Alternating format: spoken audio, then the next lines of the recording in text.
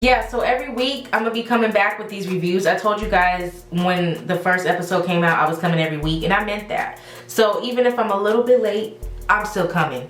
So I'm here this week and I'll be here next week, hopefully on time, but I'm gonna keep coming, so you keep coming back. So like, comment, share, and subscribe, and let's get into the girl.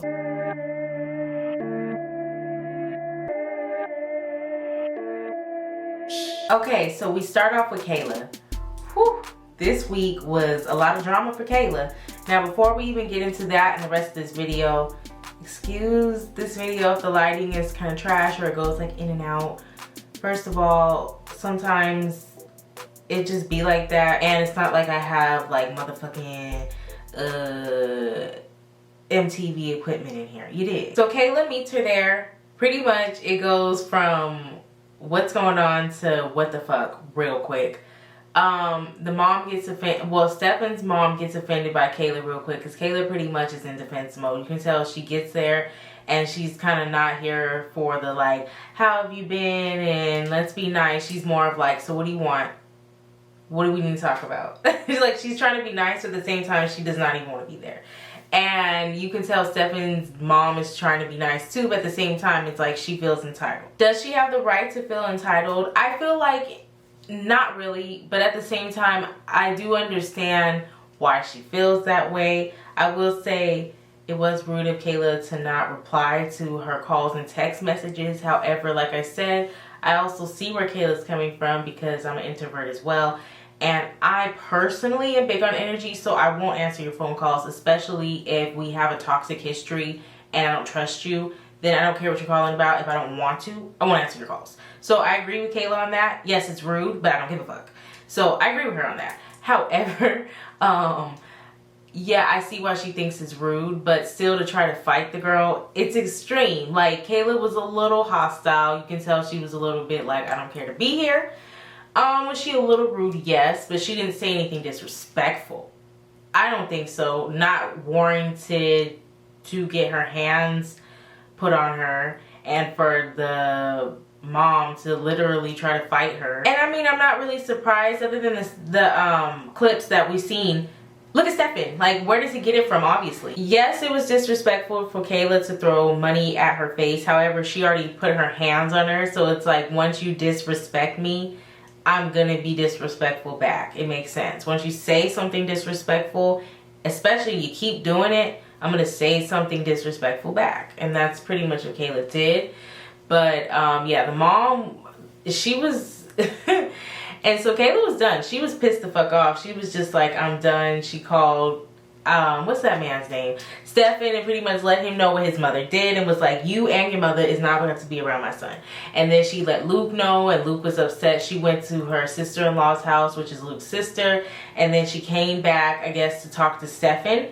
And Stefan pulls up and his mother's still there. She's like huffing and puffing. She's pretty much saying she's over it. She doesn't care to have a relationship with Isaiah anymore because pretty much she feels like KAYLA keeps throwing it in her face whenever she wants to, and she doesn't like that. And she feels like it's petty. So she's just like, okay, whatever. Like, I don't care anymore. Like, I already keep trying and you don't want me in this life, so I'm not going to keep trying, I guess. Ignore the background noise. I'm sorry if there's noise in the background. So motherfucking annoying. Anyways, we clearly know that the grandmother, which she's supposed to be, Stefan's mother, is clearly in the wrong. And like I said, I mean, look at Stefan. We're not surprised she's like that. Like, he gets it from somewhere. And his father wasn't around. So not only was he absent, but I'm sure he wasn't much off from being toxic like his mother. So it's just like, you see this. And yeah, I mean, if I were KAYLA, I would be like, you're not seeing my children anymore either. Like, you're not going to put your hands on me. I don't care what KAYLA said or did. It's not warranted you being disrespectful and then trying to put your hands on her. And even if KAYLA was disrespectful, it's not warranted fighting. Like, I just feel like that's extreme and it wasn't needed. But I don't even think KAYLA was disrespectful. Was she a little rude, a little hostile? Okay, yes. And she didn't have to be. No, she didn't have to be. But at the same time, it's like, people can do what they want. Sometimes people don't want to have to link up. Sometimes people are just being nice just to show up, honestly. So it's like, just be thankful they're there. Or if you didn't want them to be there and you were that pressed about them coming with an attitude, you should have made that a detail in the text. Or you shouldn't have asked him to come, because clearly you already knew what it was. That's why you had to ask. So Stefan apologizes for his mother, and he pretty much like gives his side of the story on why he wants to be a better father and how he wants to do better, and he's sorry and he wants to change things, and he's serious this time. And Luke's sister believes him, and KAYLA's just standing there listening and not saying anything, which I pretty much would too. And she did say something like, okay, but if you want to, even if I still let you be in Isaiah's life, your mother is not going to be a part, because that was out of line, which I agree. And so we're there with that, and we'll see what happens next week. We'll see if Stefan really is going to step up. I'm not going to lie to you. I don't really feel like Maddie's storyline gave me much to like give, much to talk about, but she did have a storyline. She had things to talk about and give, and pretty much her dad has a girlfriend in a different state, and I guess they plan to all move to that state near the girlfriend very, very soon, in the near I don't know, 6 months or so. And Madison's gonna move with her daughter as well, with her father out there with his girlfriend. So they're gonna go visit and see what it's like before they move out there. I guess the dad has been traveling obviously to see his girlfriend periodically, so this time he's gonna stay for a few weeks, and he brings Maddie and the baby. So she's pretty much like, you know, just seeing what the town's like, getting to know her new maybe stepmother, and she says she really likes her, and she's happy to, you know, have such an easy like one-on-one time with her and be able to easily like get to know her and be around her without feeling awkward, as well as she's easily able to like open up with her and talk to her about her situation with her baby daddy. And she's trying to, she even actually looked for apartments while she was out there, and she found one that she liked. So she's pretty much trying to like figure out her options and what her life will be like once she moves.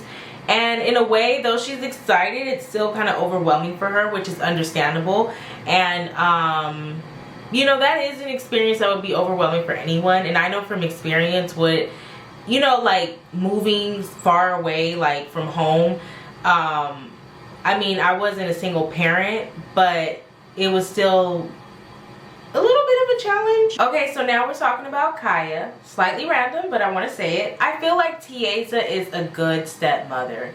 Though she is very young, she seems like she's mature for her age, and she really cares about her stepson, and she cares about the well-being of him, regardless of what goes on between her and Kaya, and what goes on between Kaya and her baby's father, which is the son's father.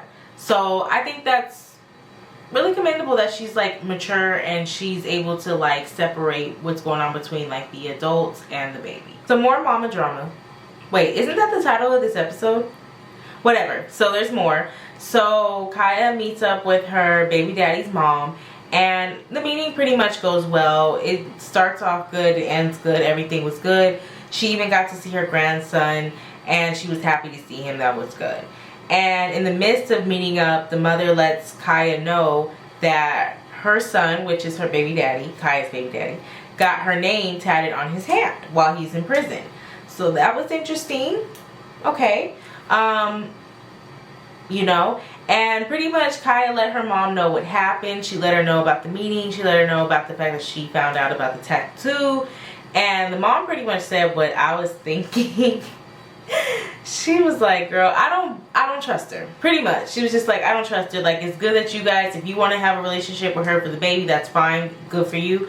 But I don't trust her, and I ain't fucking with her. And I'm like, good for you, Glenn Coco. You go, Glenn Coco. And just to clarify, make it clear, I'm not saying that when people do stuff or make mistakes that you have to cut them off forever. But I do feel like it wouldn't have also been nothing wrong with Kaya just waiting until her baby daddy got out, and then the baby seen the grandma through that way. Yes, that would have been unfortunate for the grandma and also for the baby too, to not really know much of his dad's side. But at the same time, it's like, one, that's the dad's fault. He dropped the ball when he wanted to go to prison. Period, point blank. I don't care. I'm not doing the sympathy pity party. I'm not doing that. I'm not worried about, well, no. I don't care about none of that. We ain't talking about none of that. What we talking about is responsibility. And when you know how to do that, you do that. And I get it. He's young and whatever. But I'm just saying, regardless, he's still messed up. So with that being said, you revoked those rights when you fucked up. On top of that, your mama revoked those rights, but she tried to fight me, not once, but twice, maybe even 3 times, but for sure we've seen it on camera twice. So it's like, I feel like when things like that happen, like me personally, I just don't have time to deal with nobody's bullshit, and I'm not giving people, I barely even will give you one time to fuck me over, but if you even fuck me over once, I will not let you do it a second time. And if you got a chance to do it a second time, that's only because either you gave birth to me, so you had damn near no choice, or B, your blood, or you somehow was in my life in a way that you couldn't get out of my life because I seen you every goddamn day, so it was like I had to deal with you until I didn't have to deal with you no goddamn more. But I just don't do that. But I get it, everyone's different, but I agree with the mama on this, and me and the mama was here, okay, because I agreed with her when she said she don't, I don't need this, okay, and good for them. I'm not trying to be negator, I get it, people can change, things can get better. She hasn't given proof for us to see that things have changed. I don't just go by off of people saying, I go off of what people doing. But I will say this, I hope things go well, and I think things will go well for a while, but things will fuck up again. They always do. When you have somebody that has certain type of ways and they haven't done the work to change it, that shit will always come up again. Like, don't believe me, just watch. Now we're on to Rachel, and pretty much Rachel's story this week was about her rekindling her relationship with Cody. Cody was her boyfriend last season that we met, that she was with after her breakup with her ex, and they got pregnant, but she had a miscarriage, and then shortly after that they broke up. I actually forgot that last season there was like this whole like fight situation that happened between Drew, which is Rachel's baby daddy, and her best friend. I don't know if they're still friends. I would assume they're not friends anymore. But if you guys remember, last season, Rachel's best friend started fucking her baby daddy, Drew.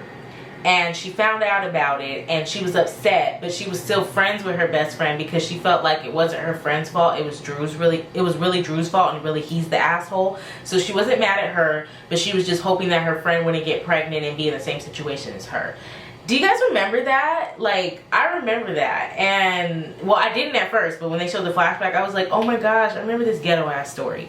So yeah, so there's that. I'm sure they're not friends anymore, but there's Cody. He was in the background pretty much trying to stop the fight, trying to stop Rachel from fighting, because she was actually pregnant when she was like trying to fight.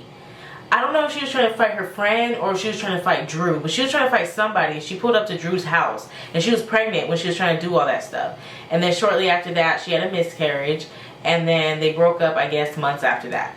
So it was getting ghetto. So they called it quits, but I guess they're trying to rekindle things now. So Rachel lets her mom know. Her mom's pretty much, you know, on her ass about it, giving her like kind of a hard time, kind of just like, you know, being negator.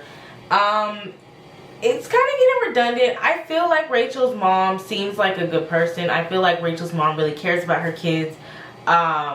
I do think that she really does love her daughters, and she does want what's best for her children, but sometimes she can be negator. Like, that's a word. I'm making that a word. It's going to be pretty much a negative person, and Skeletor had a baby, so it's a negator. And that's what she is sometimes. She just comes off real negative, and I get it. Rachel makes dumb decisions, and Rachel can be a hothead too. But where do you think Rachel gets it from? But, you know, Rachel is kind of making it seem like she's taking the situation slow, which I really hope she does, because my thing is, like, I just want Rachel to be protected, use protection, be protected, so that she's not getting pregnant again. And I don't even want to say necessarily birth control, but just make these dudes wear condoms, because honestly I personally don't believe in birth control, because I think it fucks up our bodies in ways that we don't know. And I'm not going to get into detail about that. That's just my personal opinion, so I'm not going to tell her to use birth control, because I think it shouldn't only be the woman's responsibility to be sexually safe. I think it's men's responsibility as well. So make them wear condoms, but just use the protection and make sure they're not poking holes and stuff. But protect yourself too if you want to. Just make sure you're protected. protect it if you can, and just have fun with it. Like, you're a young mom, you're a young girl. Like, don't be out here cuffing all these hoes. Like, let some of them breathe. Let some of them know that this is all this is. Just fun in the sun, fun in the night, and let it go. Like, we don't need to get pregnant by every hillbilly that walks by. And I'm not saying she does that. I'm just saying we don't need that. We don't need it. Okay, we don't need it. Like, if you, like, and she said that she's just, you know, fucking around with these hoes, so keep it there, okay? Keep it cute. Mom's is worried. She feels like her and Cody, whatever his name is, wasn't a good mix. Maybe they weren't. I don't remember. But, you know, sometimes you gotta let these kids learn on their own. You gotta let us learn on our own. You gotta let them, let you. Your mama had to let you learn on your own. Your mama's mama had to let your mama learn on her own. Like, it is what it is. We gotta all learn on our own. And I'm not saying that you can't say nothing. I'm not saying that. But, you know, sometimes parents have this way of just, like, when they don't agree with something, they're real negative with it. And they turn into negator. And then on top of that, it's like they just become real naggy. And they always have something to say about it. It's just like, okay, you know, I'm not breaking the law. Just fucking around, okay? So before we close the show with Brianna, what's going on with the new girl? Where's she at? Where's she at? Where's she at? This episode was definitely called Mama Drama because Brianna and her mama got it popping tonight. Well, this video was definitely not recorded the night that this show aired, but you get the point. Now either Brianna's mama is a piece of motherfucking work when these cameras are off, and she's a whole different person that we don't get to see, that Brianna be saving and waiting to cuss out when the cameras are around. Or Brianna is out of sight, out of mind. Because the way she disrespected her mother at the end of this episode, I was like, that's not cool.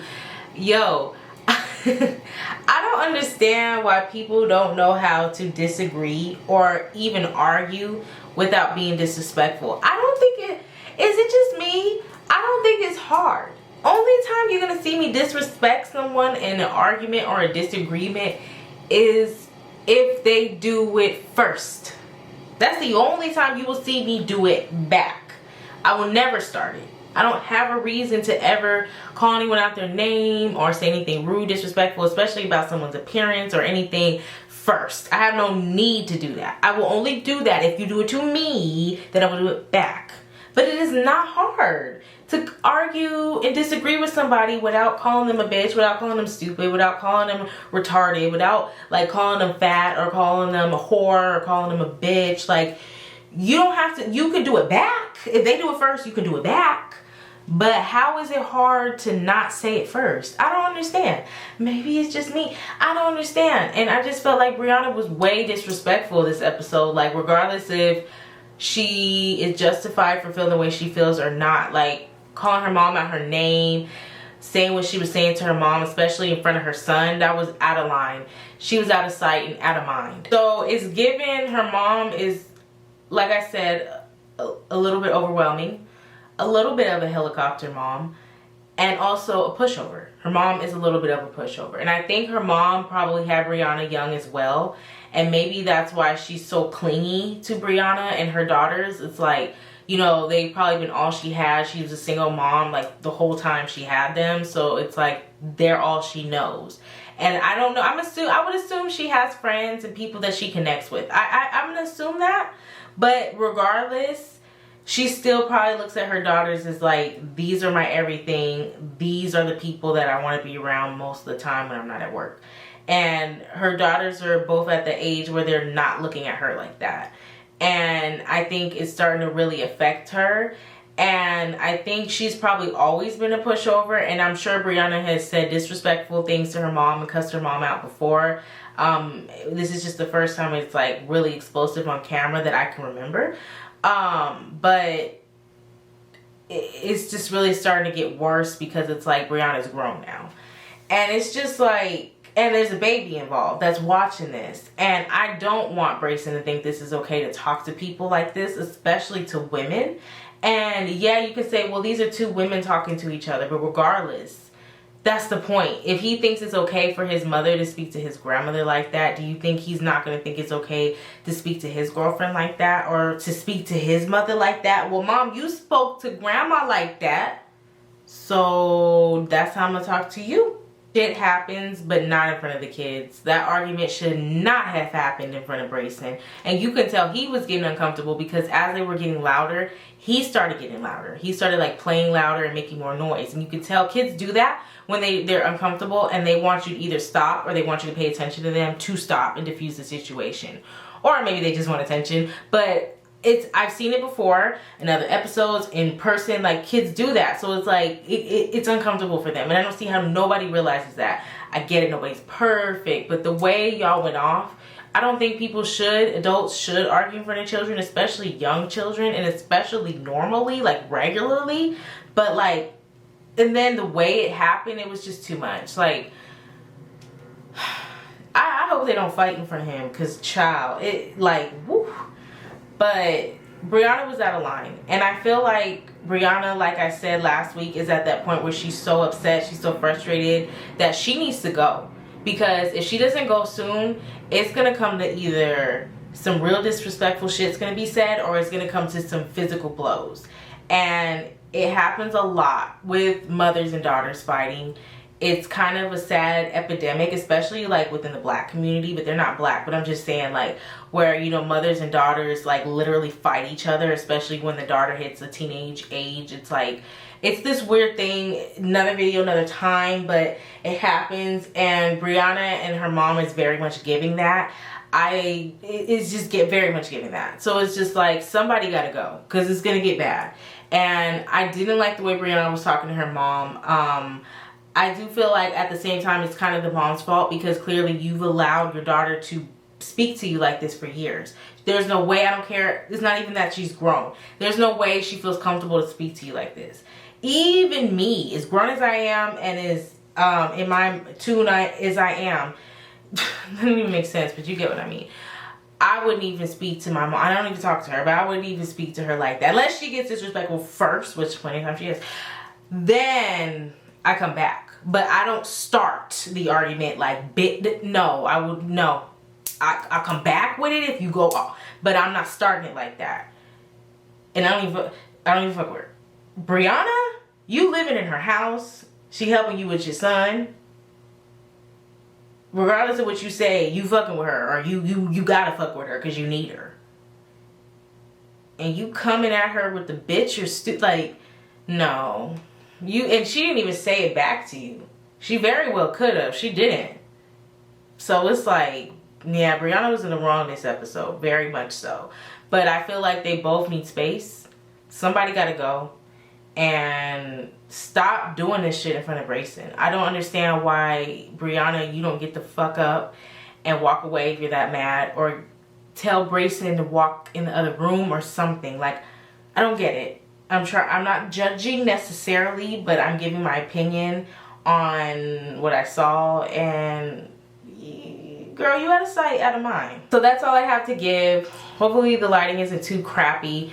Don't understand why the new girl isn't here yet. This is like the 3rd episode. This is not making sense, but hopefully she'll be on this week. I will be back in the next few days to post a new video. I'm gonna try to be very timely this week. I apologize I came so late, but still support your bitch.